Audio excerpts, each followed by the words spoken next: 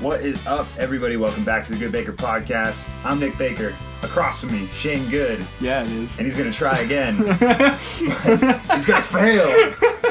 We're here to talk to you about some video games. And if that confused you, well, we started and we had to start again. So here we are, round 2. Yo. What have you been playing, man? So I've been playing League of Legends, dude. I finally got my gold, which was my intended goal to begin with. The rank system in League of Legends is very, very rewarding. It's also very, very punishing if you are very bad at the game. But I ended up getting gold on my main account, so now I'm getting gold on my second account, because if you can do it once, you can do it twice, and the more you can do it, the more consistent you can be at it. But other than that, you know, I've been playing some Tarkov. We've now discussed, me and a couple people, Tarkov is a place, and the people there are called Tarkovians. So we have. So there's lore now. We're making lore to a game that doesn't have lore. Great. So we are part of the Tarkovian industry, and we will create more lore as time goes on. But for today, you just get to know that we are the Tarkovians. What have you been playing? I fucking love that, and it's so weird, and it works into the next part here. I've been playing Death Stranding, man. Oh, weird shit. Yeah. Oh my goodness. So it's definitely weird. It's new sci-fi, which excites me more than anything about the game. It's just so strange. It's stuff that you would never think of, and out of the mind of Kojima, I'm not surprised. Yeah. Metal Gear, man. There's floating like black ghost things. They're called Death Stranding, and then there's this concept called Death Strand. They use that in so many different ways. Where do I begin here? The gameplay, it's comprised of a system of physics-based, I'd say like a balanced system. So you're trying to stay balanced as much as possible. You play as Sam, a porter who is pretty much a glorified mailman. So you pick up packages that have been dropped throughout the world, or you pick up missions that then give you a package to deliver to somebody else. So what you're doing throughout is just basically delivering packages, trying to, I guess, from what they're saying, connect the United States. So I've only played the first couple of hours or so, but even that sample taste has gotten me to the point where I just want more. I want to know more about it. And it's not even the gameplay hooks that are in me, because it is really basic. If you've played Metal Gear 5, it's all the HUD and stuff looks very similar to that. Even when you pick up certain objects, it'll still have that same like ching sound that you had when you picked up items and stuff in Metal Gear. So all that feels really, really Kojima and familiar. Yep. But the story is so intriguing, and everything that happens in this, it's beautiful, by the way. The graphics are intense. Best I've seen on PS4, I'm sure, other than maybe Uncharted 4. Uncharted 4 was gorgeous. Uncharted 4 was But really again, pretty. Another Sony exclusive. So when Sony can really nail an exclusive, I think that it shows so much better on the PlayStation 4, and it shows what that system can really do. But beside the point. PS4 fangirl. I fucking love it so much. The concept of this overarching story intrigues me so much, just based on the crazy things that have already happened. So the game opens up, and I guess the first hour or so, you're thrust into what's called the time fall, and that's when it starts raining. But this rain is different, and I don't know how it's different because I haven't gotten to that part in the game yet. But basically, what it does is when the rain hits you, and on its initial contact, will start to age up whatever it touches. So there are these suits that you can wear that prevent you from being touched by the rain, and that's what a lot of people that go out, and Sam, the porter, actually wears a suit like that. But it shows he goes to reach for something, and the rain hits his hand, and his hand wrinkles where the the rain hit him, and I was blown away. I was like, what the hell is going on here? And then it goes even more in depth with that concept where your first mission, you're going to some facility to gather another package, or I think you were supposed to go and repair an object or something, but that's meaningless. Yeah. Once you get there, shit hits the fan. The Death Stranding come, or the BTs or whatever they're called. The big titties guy. The ink ghosts, as I now am going to call them, I like that. come, and they can sense either breathing or noise or something like that. I think it might be breathing because everybody covers their mouth when they're around. Yep. And everything starts to get really, really cold, which is another really creepy aspect. It makes it almost feel like a horror game. Yeah. And these things will walk, and they're invisible when they're on the ground.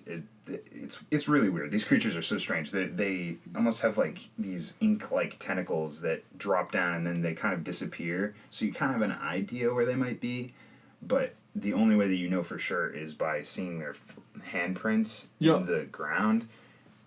And it's sketchy. Dude, this sounds like some Elfin Lied shit.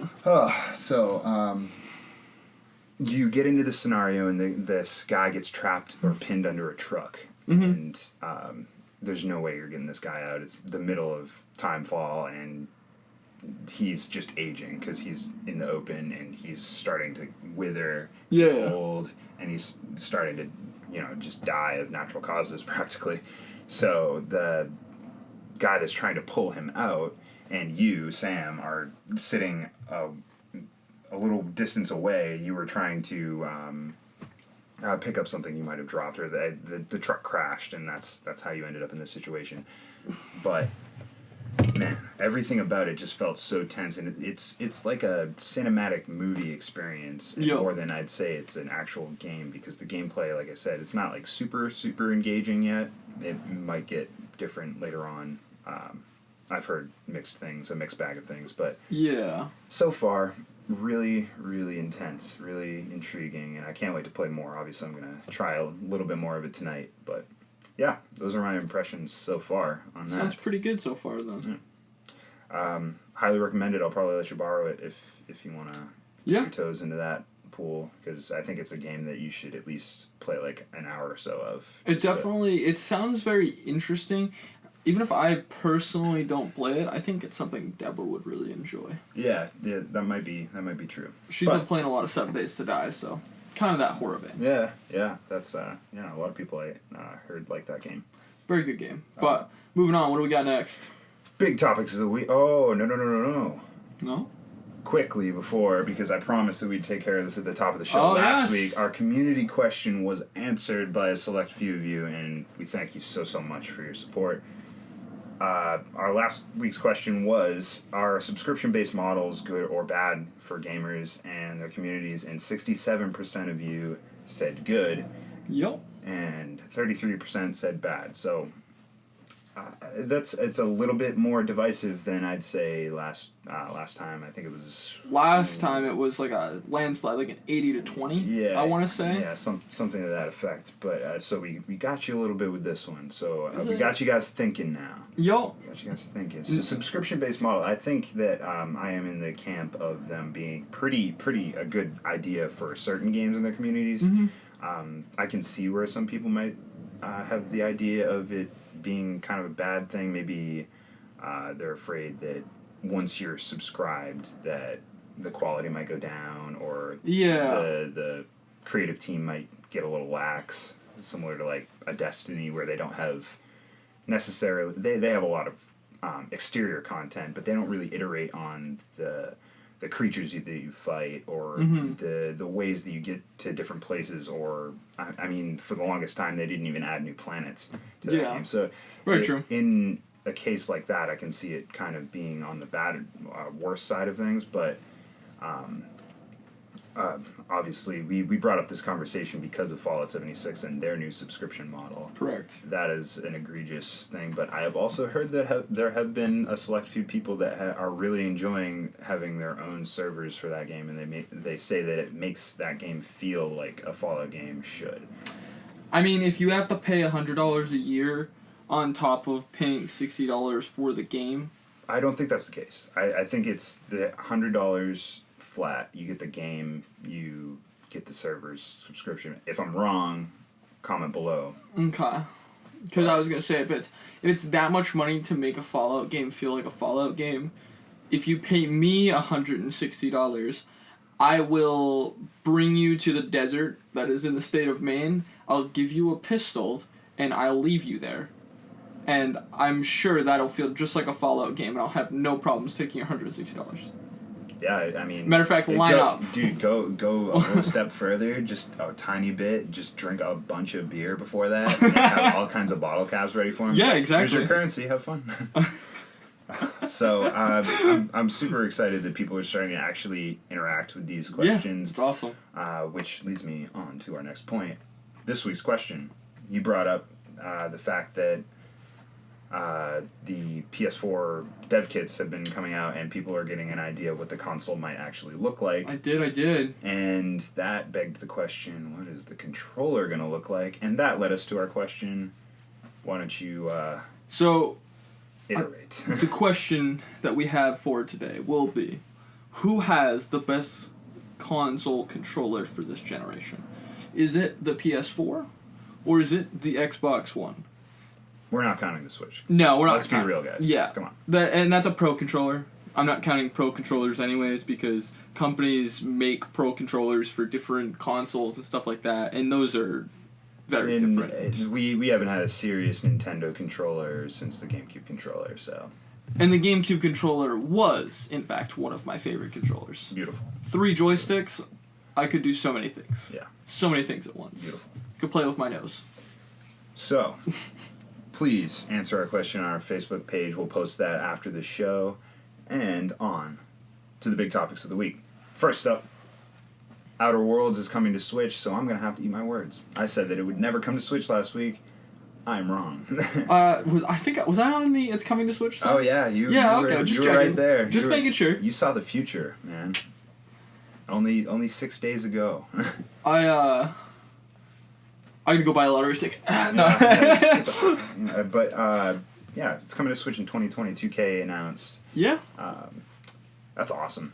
I think it's a better fit for the Switch. I definitely think so. I've heard really, really interesting things about Outer Worlds, and I think that, yet again, the worlds of that kind of genre are really good for that, because I feel like if you play a game like that on a big screen TV or like a computer, it has to be at this level. If it doesn't meet this level, then it's not good. But games like Skyrim have run super well on the Switch. They've been able to optimize it perfectly. Games, there's I think they have like a Fallout game on the Switch. They have a couple. I can't remember what it is. Shelter. That's what I was thinking. It's just the mini. I don't know. They have other. Bethesda's thrown Wolfenstein 2. Yeah. Doom. Obviously, they have Zelda. They have. Yeah. They have a lot of games that kind of have that open world feel, and it feels really good. Yeah, I think on that console that the pick up and put down nature of the Switch really lends itself to this game, just simply because it's not as vast as a Fallout game where you're constantly going from place to place, and it might take you a bunch of time to do that if you don't fast travel and so forth, so on and so forth. But with the Outer Worlds, the worlds are so much smaller and condensed that you can kind of pitter-patter in between. You can get a few missions done real quick if you have 15 minutes while you're on a bus ride to work or whatever, however you use your Switch handheld. I think it's going to be a great fit. And like I said before, I gave my impressions, it's not a top-tier game in my opinion, but it's definitely a good game. And yeah, I think it's a great RPG to play on the go on the Switch, and good on 2K for stepping up to the plate and hitting me right in the face with a bat. They heard me. They're the only big company listening to this podcast. They're like, well, fuck that guy. Let's announce this week. So, with that out of the way, moving on to some EA news. Yeah. I'm sorry, man. It's official. They're making Skate 4! No, they fucking dropped it, those assholes. Yeah, they dropped the Skate trademark, and this saddens me and you, I'm sure, quite profusely, just because, man. I was telling you beforehand, I really think it's because they realized that there are companies out there that are willing to really put the time into a skate game, like Session, and I haven't had the money to grab Session recently, but Session has very positive rating on Steam, which means they have over 75% positivity rating. That's great. And there's I think 2,000 or 3,000 reviews. So and that's not the people, all the people that purchased it. I think the average of 15% of the people that purchase a game write a review for it. Wow. So you're thinking there's probably 10 to 20,000 players for Session, and it has that good of a positivity rating. That means people really want to talk about it and get it out there, which makes a lot of sense, because if Session is going to step and fill in the shoes of Skate, they're going to have to really come with it. And from what you're saying, they keep stepping up to the plate to reiterate that same thing I keep saying. It's pretty awesome. Session actually has had, they've had people do the tricks themselves in the game and out of the game, and they've had a lot of very well known skaters voice their own voice lines. They had Wrecking Ball, who's a really controversial skater, do some stuff for Session. They've had just a ton of Molotov. I forget how to say his name. The dude who won lost Battle of the Barracks because of the kickflip Manny, which was very, very legal, but shouldn't have been. Tune in for our skateboard podcast. It's starting next month. Yeah, it's starting right now. I'm lying. but anyways, they've had some really big influence in skateboarding history actually record parts and take part in making the game. And you gotta love that. So, yeah. Hey, it's just like when they were bringing on actual musicians and stuff to, I don't know if it was Guitar Hero 1, but I do know that they had real musicians come in and actually play and give feedback on Guitar Hero 2.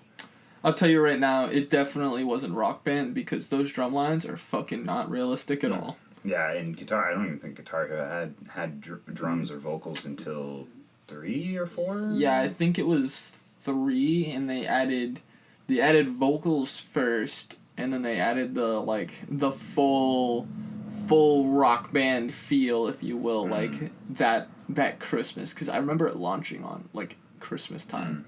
Yeah. Wow.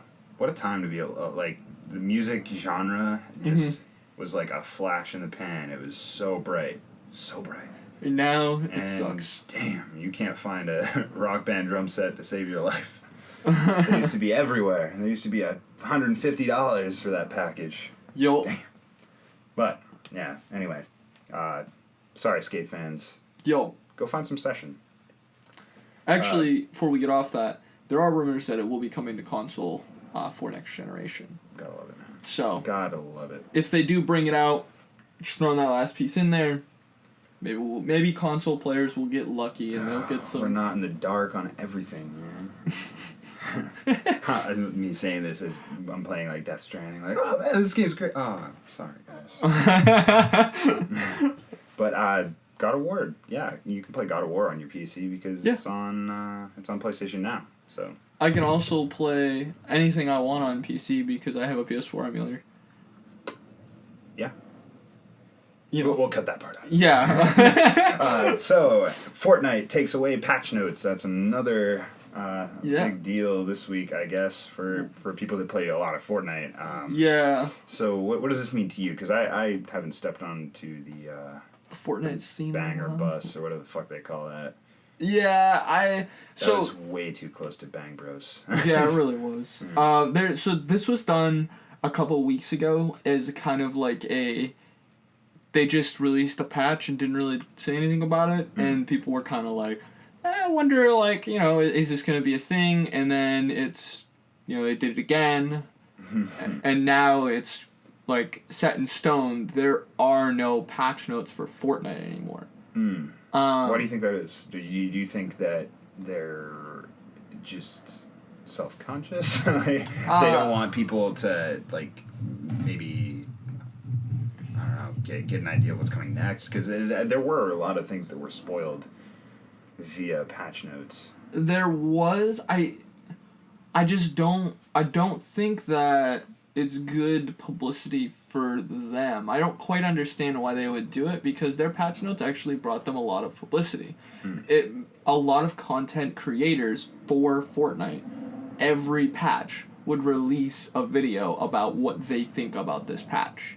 Now there is no patch notes per se, and they've kind of like cut some content out that their creators can use, but also, for instance, when they removed the mechs, they got so much publicity for them saying in the patch notes, we're going to remove the mechs. So it's kind of like, I don't know, it doesn't really seem to make sense in some ways. I can see the seams a little bit here. Just kind of playing ball here. It's a weird one, man. Yeah, it's a weird thing for a company to do. I think maybe there's opportunity there for it to be more of like a mystery, you know, when you're making this content for Fortnite and you read the patch notes and like you list off the patch notes in your content, maybe instead of doing that, you could maybe predict what's going to happen in the next patch, or maybe try to fish out things that have changed after the patch has come out. You mean like fishing in the ground? Like fishing in the ground. We just saw that before the cast, man. What's crazy is that game seems to be becoming more and more broken over time. It's so true. Yeah, it used to be so well polished, and you know, Epic being the developer and using their own engine, you thought, well, damn, they can do no wrong. These guys know the engine better than anybody. But now you can fish in the ground. You can also. I didn't show you this one. There's a public bug out right now that some people are using where you can hop on a ski boat, and then you unplug your internet, like from your computer, and you continue to boost, and the game registers it, and then you plug your internet back in after about 10 seconds, and you have infinite boost, and you're invisible, and you're invincible. And then you can drive around in the boat because you infinitely boost around in the boat, and the boat has rockets, and you can rocket people invisibly in a boat that's invincible. So, moving on from Fortnite, Square Enix is working on a new IP, possibly for next and current gen consoles. Ooh. And initially we were like, oh, damn, this could be that Deathloop game. Yeah, no. Looked it up. That was Bethesda. I was like, damn, man, I really wanted it to be that Deathloop game. I want more about Deathloop. Honestly, this is pretty exciting because they haven't had really a new IP that I can think of other than like the next Final Fantasy, and you can't really call that a new IP. It's just a sequel, I guess. I'm trying to. What was the last new IP that they had? Avengers, I think. Was it Avengers? I mean, I guess it's. Yeah, I mean it's a new IP. It's on a license, but it's definitely a new IP. Yeah, I mean, I guess. Have they ever created their like Final Fantasy? That's what they're known for. Yeah, Final Fantasy, Dragon Quest. That's kind of their shtick. They? Yeah. I mean, yeah. I guess they kind of. I mean, yeah, I don't know. I don't know what it could actually be, but you know, it's exciting. Yeah. I'm glad that they're dipping their toes into another IP just because, you know, they have Final Fantasy. That's great. I love Final Fantasy, don't get me wrong. Yo. Avengers is coming out. That's going to be pretty crazy. I think that it's also going to be very divisive. A lot of people are going to love it. A lot of people are going to hate it. Yo. I think so. You know. It'll be Tomb Raider, I guess. You know what? It wasn't like a new IP, but it was new to them. New to them IP? Yeah. Is that like you go out and buy a new car, but it's just new to you? Yeah, yeah. Exactly like that. Okay. All right, I'm picking up what you're putting down. But I'm excited to see what genre they pull out because they have Tomb Raider under their belt. They have Avengers under their belt. Wait. Vanquish, right? Vanquish. The hell's Vanquish. So Vanquish, I believe it was Square Enix, and it was this third-person shooter. It was futuristic. You were in like an exoskeleton suit, and you had all kinds of crazy fucking weapons, almost like Dead Space-like weapons, where you had this laser disc shooter. There were plethora of machine guns and different stuff. But the main mechanic of the game was this boost slide that you had.